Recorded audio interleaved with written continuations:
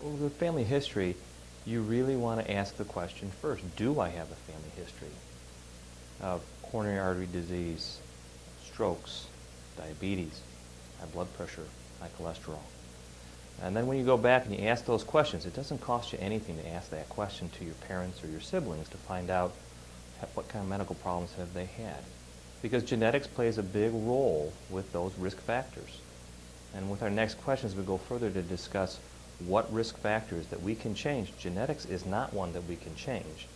Other risk factors around developing stroke and heart attack are things that we can change, that we can have an influence on with lifestyle modification.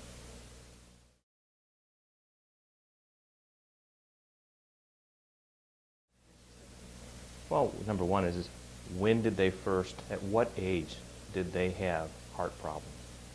For a male, it's important if it's under the age of 55. Female, under the age of 65.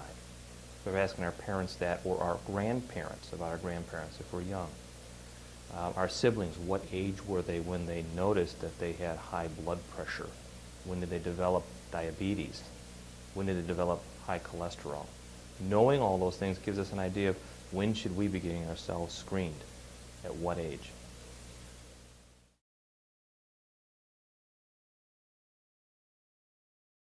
If I have a family history for coronary artery disease in parents or one parent or siblings, and I'm in my 40s, oh boy, you've already received your sign by knowing that information to go get screened.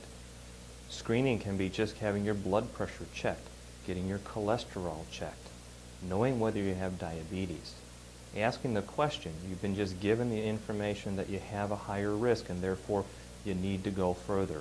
You're 40 years of age, you ought to know what's your cholesterol, blood pressure, and whether you have diabetes. And certainly if you smoke, you should be the one that has a strong motivation to stop smoking in order to change your future.